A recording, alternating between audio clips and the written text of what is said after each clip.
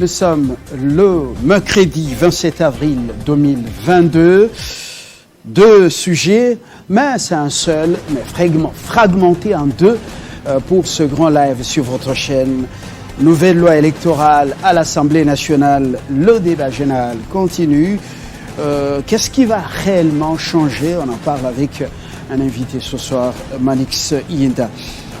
Toujours à l'Assemblée nationale et précisément concernant cette loi électorale, les députés du groupe des 13 personnalités, j'ai 13, ont reçu 72 heures de la plénière pour pouvoir réagir.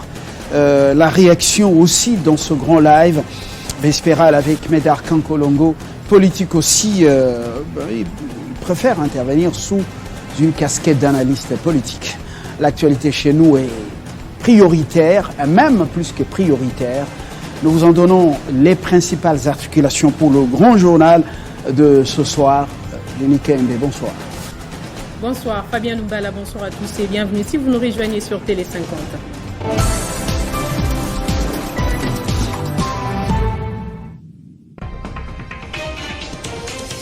Le constitutionnaliste André Mbata est désormais successeur de Jean-Marc Abound au poste de premier vice-président à l'Assemblée nationale. Cet élu membre de l'Union pour la démocratie et le progrès social promet de traiter rapidement les initiatives parlementaires de ses collègues, y compris ceux de l'opposition. Il l'a dit à l'occasion de son élection ce mercredi. Le Nord Kivu ne sera pas exclu du processus électoral en cours en République démocratique du Congo malgré l'état de siège. La confirmation est du président de cette institution d'appui à la démocratie, Denis Kadima. Figure de la droite et ancien député, Bernard Pont est décédé ce mercredi à l'âge de 95 ans. Ce dernier était fidèle de Jacques Chirac et avait été plusieurs fois secrétaire d'État et ministre notamment des Transports. Championnat d'Afrique des Nations, c'est ce jeudi qu'intervient le tirage au sort. L'annonce a été faite par la Confédération africaine de football. Merci à tous de votre fidélité à Télé 50. Retrouvez Christopher Ochokoum à la grande édition de ce soir. Entre-temps, Kinshasa Direct se poursuit avec Fabien Loubala.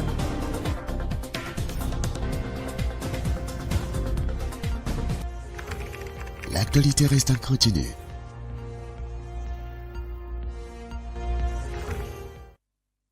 Le rendez-vous est pris avec la rédaction qui se fait comme à la présentation. Merci Jenny Kembe. Dans quelques instants, nous prenons de l'envol dans ce grand live vespéral. Manix Iyenda, sur le tout premier invité de ce soir. Nous allons rester au Parlement, et précisément à l'Assemblée nationale, où justement la loi électorale est en chantier pour des réformes tant souhaitées par tous. Oui, plusieurs Congolais, beaucoup de griefs, beaucoup de choses décriées lors de la précédente ou du précédent cycle électoral. Tous les regards des Congolais sont rivés au palais du peuple pour comprendre comment ça se passe. Et on a vu dans la salle certaines personnalités importantes de la classe politique revenir. Est-ce pour le dossier absentéisme ou pour justement l'importance de ce débat? On en saura un peu plus dans quelques instants. Le premier invité.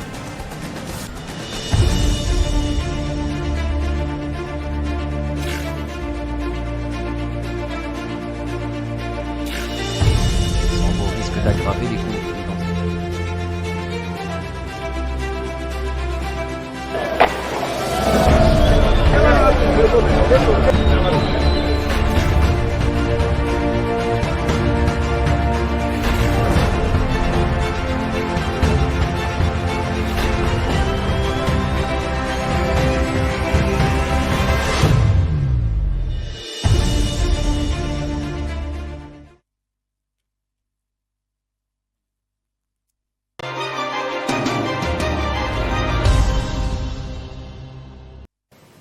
Comme annoncé, Monsieur Iyenda est avec nous sur ce plateau. Bonsoir. Bonsoir, Monsieur Fabien Lumbala. Vous êtes jusque-là juste analyste politique en attendant que nous soyons fixés, nous médias, sur votre prochaine destination, votre prochaine direction. Je suis président national d'un mouvement politique qu'on appelle le Volontaire de la République. Et en même temps, je suis croyant de la vision en termes de gouvernance et leadership de qualité du sénateur Matata Ponyo-Mapon, à qui j'ai beaucoup de respect, ne serait-ce que de par sa qualité de service en tant que citoyen de la République. Et donc, je suis analyste politique, acteur politique, je suis congolais. Très bien. Manix Iyenda, donc je crois que nous avons bien prononcé son nom. J'entendais le réalisateur me fixer. Iyenda. Nouvelle loi électorale. D'après vous, le débat est chaud. Il est même retransmis en direct sur Télé 50. Plutôt, nous prenons justement le direct de la chaîne nationale. Dites-nous concrètement, quelles sont les principales attentes? Est-ce que pendant ce débat, le peuple congolais et justement tous ceux qui avaient formulé de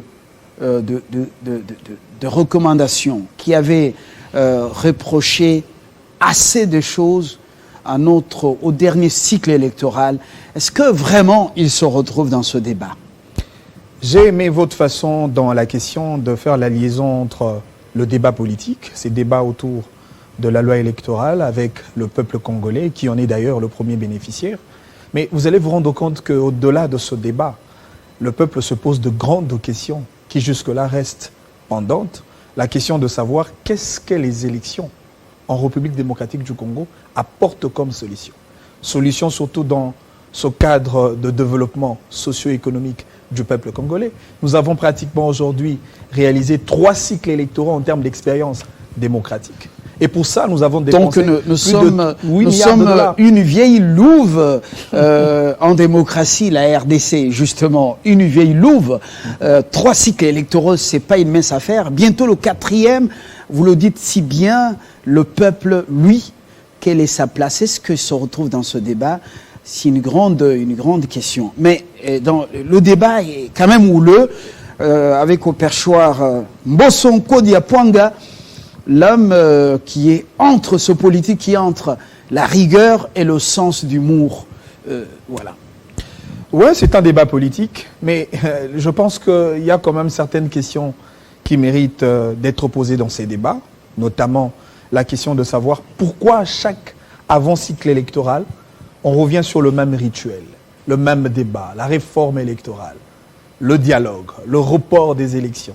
Le même réalité. C'est en cela que je parle d'ailleurs du traditionnalisme politique congolais. On revient sur la même chose. Encore faudrait-il savoir si les débats autour de la loi électorale est un débat réel et non complaisant, est un débat qui tient compte des vrais enjeux électoraux. Parce qu'on a entendu les politiques parler, dans tout le sens d'ailleurs, sur la réalité électorale. Mais personne alors, ni ceux du pouvoir, ni ceux de l'opposition, personne n'a mis accent, ne serait-ce que sur les élections locales. Ça aussi, ça fait partie des grands enjeux, parce qu'on nous a toujours dit le vrai développement du pays se trouve au niveau de la base. Mais quid des élections locales? Pour ça, on n'en parle pas. On a parlé des réformes, c'est vrai. Moi, je suis tout à fait d'accord d'un certain nombre de points évoqués par le groupe G13, notamment le problème sur le cumul des candidatures, parce qu'il n'est pas quand même normal d'être en même temps candidat président de la République, candidat député national, député provincial, en même temps candidat sénateur. Ce n'est pas quand même normal. Je suis tout à fait d'accord avec cette idée d'extirper cette façon d'intégrer ou d'entraîner le membre de famille comme suppléant des candidats aujourd'hui. Ça, ce n'est pas quand même normal. Je suis aussi d'avis pour l'idée de revenir au système de ballottage, le système de deuxième tour, pour les élections de 2023. Le second tour pour la présidentielle ou second tour pour les législatives nationales et les législatives provinciales. Second tour pour les élections présidentielles, parce que ça vaut quand même la peine. Mais là où il y a quand même un débat complaisant, parce qu'en parlant de système de ballottage, un scrutin de ballottage, les systèmes de deuxième tour, il faudrait aussi insérer un autre point aussi important, qui d'ailleurs atteste la qualité de notre démocratie, ces problèmes liés au débat contradictoire entre le candidat président de la République chez nous. Qui n'a jamais eu lieu chez nous. Qui n'a jamais eu lieu parce Il que a le été politique... évité des justesses à l'époque de Joseph Kabila. Ouais. Jean-Pierre Bemba, si j'ai bonne mémoire, il n'a jamais eu lieu. Pas du tout. Pas du tout, parce qu'en réalité, il faudrait amener le peuple congolais à un niveau d'élire ou de voter les représentants du pays de par la qualité de leurs idées pour la République. Nous venons d'assister à ces jeux démocratiques entre le président Emmanuel Macron et Marine Le Pen. Vous avez vu la qualité des idées, la qualité d'offres politiques. Mais là aussi, proposées par les acteurs. Le peuple n'est pas allé en masse, et surtout les électeurs aux urnes, pour décider. Vous avez suivi les taux d'abstention. Jusqu'à 28, quelques... Voilà, plus de 28%, c'est pas chose facile. Quand on connaît le nombre d'électeurs là-bas, c'est une vieille démocratie.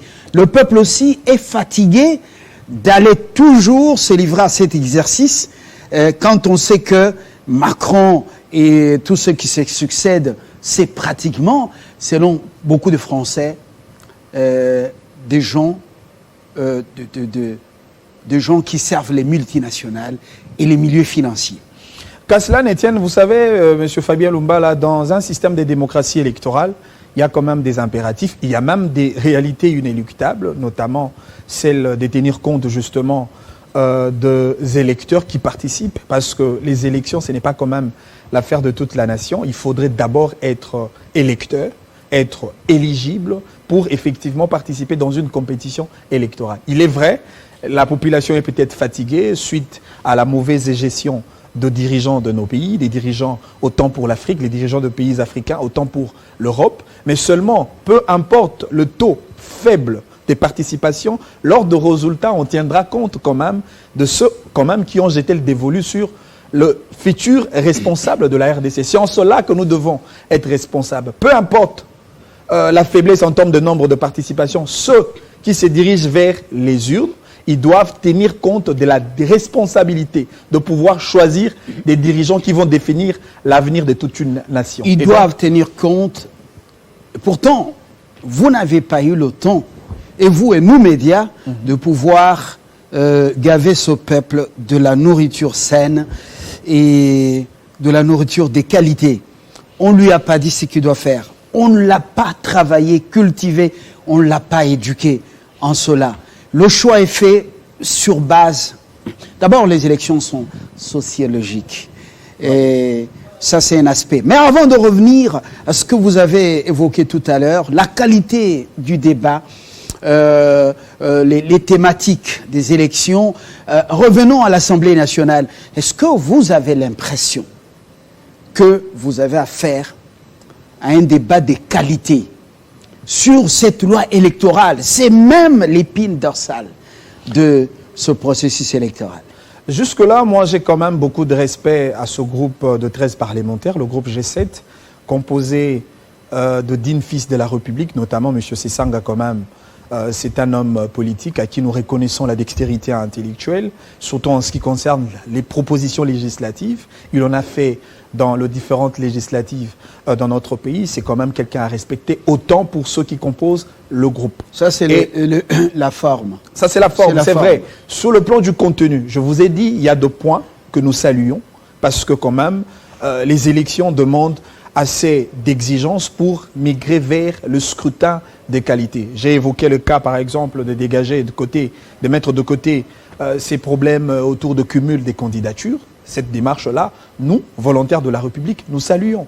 Mais seulement, dans ce débat, nous avons estimé qu'il y a d'autres points qui n'ont pas été évoqués. Je peux vous parler, par exemple, de ces conditions que je voudrais que l'on ajoute, même parmi les conditions pour être éligible candidat président de la République tel qu'est prévu dans l'article 72 de la Constitution. Au-delà du fait que vous devez avoir la nationalité congolaise d'origine, au-delà du fait que vous devez être âgé au moins de 30 ans, au-delà du fait que vous devez jouir de vos droits civils et politiques et ne pas se retrouver dans l'un des cas d'exclusion prévus par la loi électorale. Vous parlez des droits civiques des droits civils? Les droits civils et politiques. Ça, ce sont de 4 conditions réunies pour être candidat président de la République. Mais moi, je voudrais, dans ce paquet des réformes, que l'on ajoute aussi la condition de niveau d'études. Parce qu'on ne peut pas avoir des représentants du peuple, tant sur le plan de président de la République que sur le plan de députés nationaux, des gens qui n'ont pas le background, des gens qui n'ont pas les niveaux requis de représenter tout un peuple et surtout d'aborder les questions de l'État. Quel niveau auquel fait allusion? À la limite,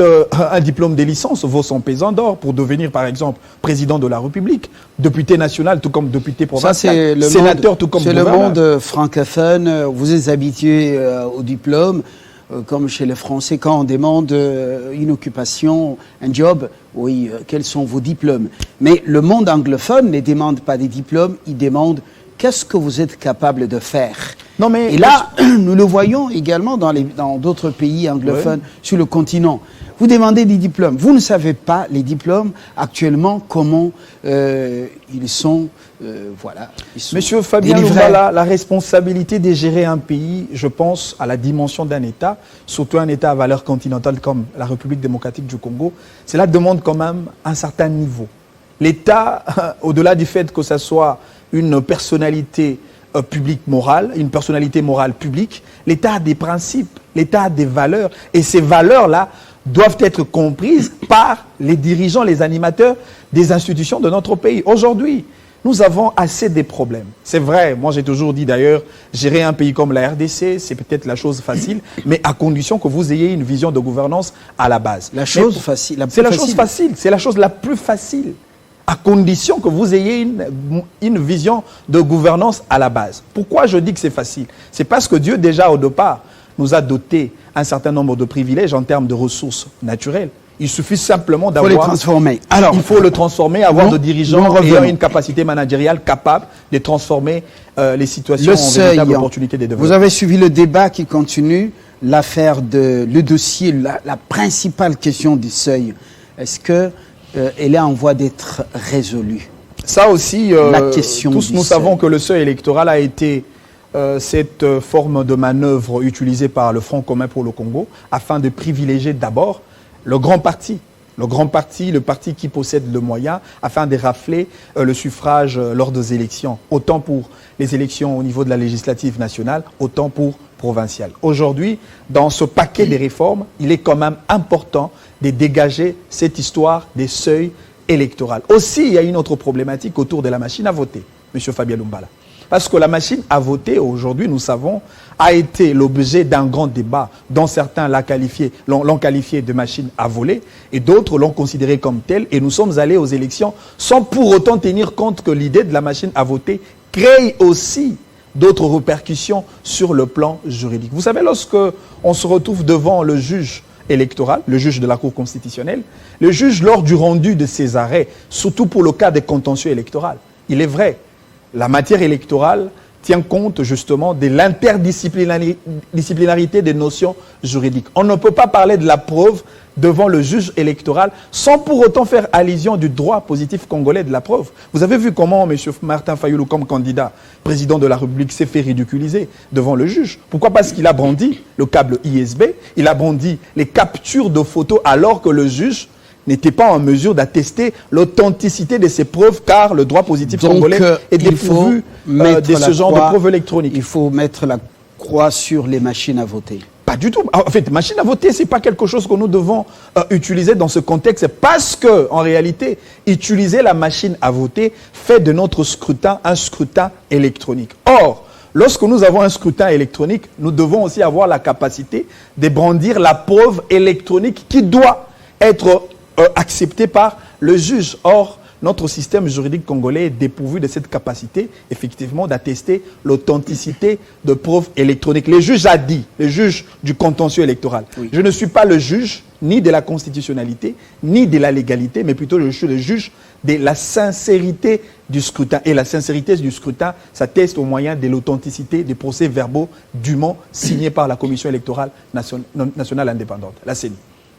Alors, au niveau de la loi électorale, justement, il n'est pas question ici d'évoquer les problèmes socio-économiques du peuple congolais, mais il est plutôt question des aspects purement techniques, très je peux parler très cruciaux pour ce processus électoral au 4e cycle électoral. Alors, concrètement, lorsque vous parlez du second tour, le terme technique est en train de m'échapper, je vais me retrouver, cela implique également, ou cela aura des implications financières importantes. Est-ce qu'on aura à acheter les machines à voter et en même temps nous préparer pour le second tour, quand on sait que chez Macron et Le Pen, c'est déjà automatique.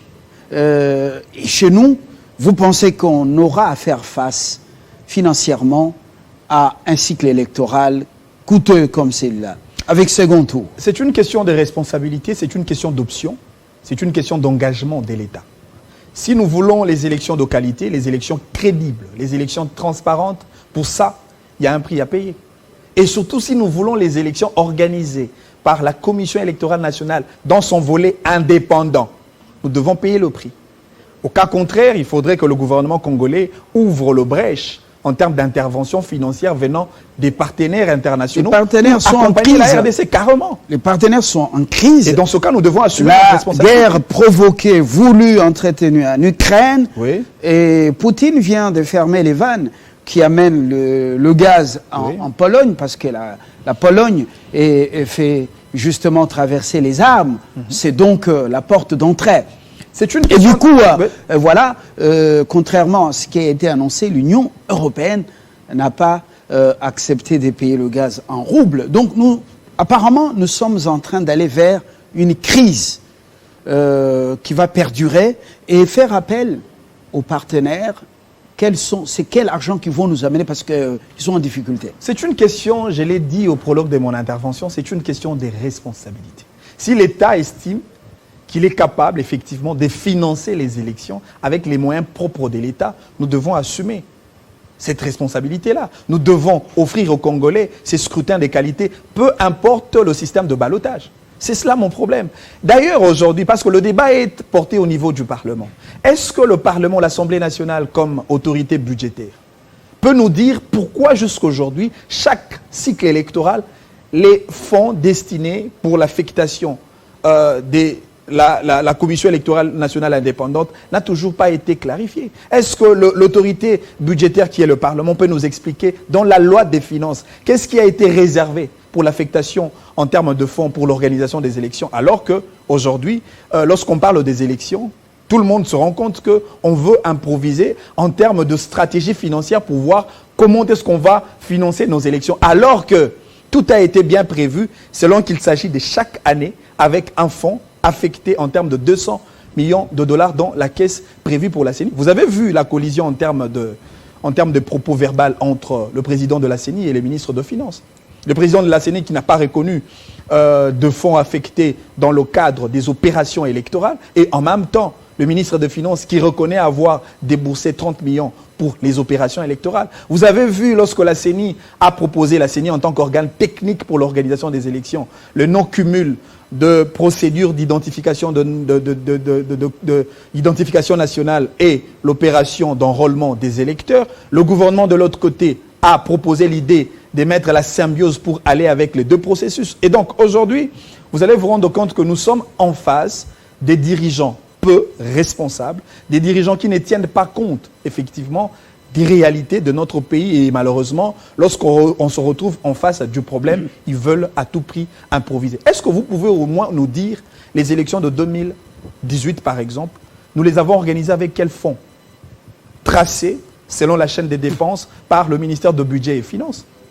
On ne l'a jamais expliqué. Aujourd'hui, on nous a fait comprendre qu'il y a eu des contrats, il y a eu des ententes entre les politiques et certains partenaires internationaux de notre pays, dont je ne citerai peut-être pas le nom, alors que la gestion de l'État Qui vous a fait comprendre? Qui vous a fait Non, mais on comprendre? a parlé de Dan Gettler comme le financeur des élections, en contrepartie de l'exploitation On des sait nos qui? minerais. On sait qui? Non, mais écoutez, nous sommes politiques. Est-ce qu'on peut au moins nous expliquer... on sait qui, nous non, mais sommes à la télé. les canaux de gestion de la République sont là. Est-ce qu'on peut nous dire que l'argent qui ont organisé les élections ensemble dans ont cette été tirés République, on a la télé. par la chaîne des dépenses de notre pays?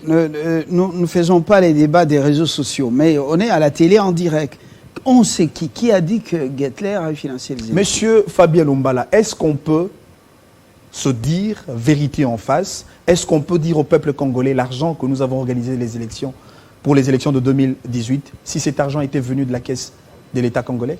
Si oui, est-ce qu'on peut nous tracer en termes de traçabilité, en commençant par le ministère de Budget et Finances, pour nous dire, voilà, la République démocratique du Congo avait utilisé des milliards de dollars pour organiser les élections? Est-ce qu'on nous a toujours dit ça? On n'a pas parlé du chiffre de 2 milliards. Alors, c'était d'ailleurs plus de 2 milliards. Nous terminons par les propositions. Le débat est en train d'avoir lieu au Parlement.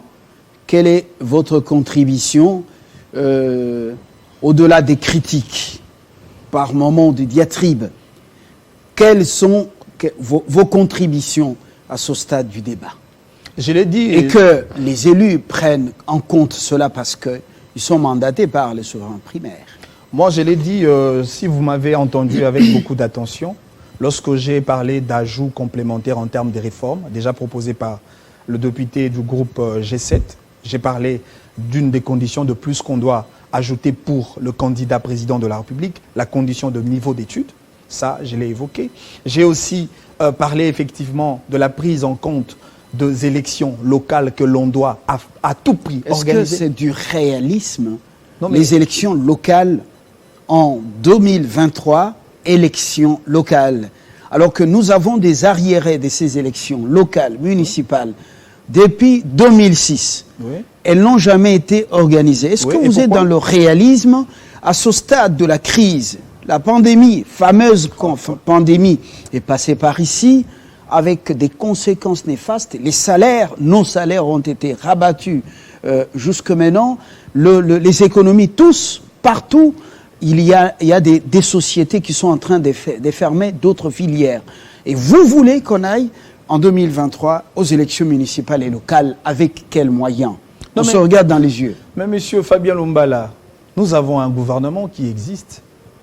Nous avons un Premier ministre qui existe. Nous avons les autorités de la République. L'autorité parlementaire existe, qui fait le contrôle quotidien sur le plan budgétaire, qui existe.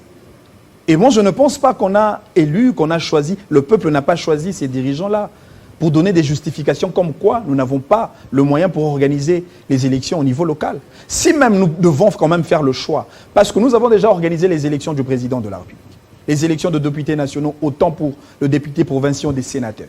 Et cela n'a apporté pratiquement rien dans le changement de la vie de Congolais. Si on peut, ne serait-ce que pour le choix à faire comme alternative, je pense en 2023, on peut suspendre. On peut repousser encore ces élections-là pour nous organiser les vraies élections au niveau de la base. À défaut de quoi, il faudrait que le gouvernement congolais soit responsable d'organiser en même temps les élections au niveau central et en même temps les élections locales. À défaut de quoi, il faudrait qu'on se le dise et qu'on se retrouve autour d'une table pour tirer des grandes options. Par rapport... table, dans quel format? Non, mais moi, je ne suis même pas dans le format des politiques d'aujourd'hui. Oui, mais autour d'une table, qui? Avec qui? Où? Pour parler de quoi? Monsieur Fabien Lumbala, est-ce que vous savez un pays, par exemple, comme la Chine? Moi, je ne dirais pas que la République démocratique du Congo est plus démocratique que la République chinoise. Pourquoi? Parce que la Chine a opté un autre modèle de démocratie. Chez eux, vous avez un parti qui existe, un parti unique qui regroupe, qui compule toutes les idéologies possibles. Vous m'amenez en Chine non, mais avec un parti unique. C'est une question d'option. Oui, nous sommes ici. Si vous estimez que nous n'avons pas assez de moyens financiers, on doit changer les règles de jeu. Oui, on peut changer les règles en plein jeu. Non, mais écoutez, c'est une question d'option. Je comprends rien. C'est une question d'option. Si aujourd'hui, on s'est donné les luxes de réadapter la loi, c'est parce qu'on s'est rendu compte qu'il y a eu des faiblesses qui ont entaché la loi et on peut réadapter pour faire mieux. C'est comme ça que moi je dis, on peut trouver un autre système moins coûteux qui ne dépenserait pas beaucoup d'argent pour la République. Je vous ai dit, nous avons dépassé pour le 3 cycles électoraux plus de 8 milliards de dollars. Alors que le 8 milliards de dollars, si c'était affecté par exemple sur le secteur agricole, vous savez ce que ça pourrait apporter en termes de solutions au problème des Congolais? Il fallait attendre l'avant-dernière session parlementaire, la session ordinaire, pour poser tous ces problèmes. Où est-ce que vous étiez depuis tout ce temps? Alors, Manix Yenda, je vous remercie pour votre contribution à ce débat, et c'est très important. Alors, si ceux qui participent à ce débat écoutent ces grands lives, alors que cela vous souffle également d'autres pistes de réflexion, parce que vous n'êtes pas le seul, oui, au palais du peuple. La majorité silencieuse, loin du palais du peuple, elle vous suit. Bonsoir. Merci beaucoup, M. Fabien. Dans quelques instants, nous restons donc au palais du peuple, précisément à l'Assemblée nationale, sur la loi électorale, ce débat. Mais cette fois-ci, on change d'invité avec une autre, donc avec l'évolution de questions.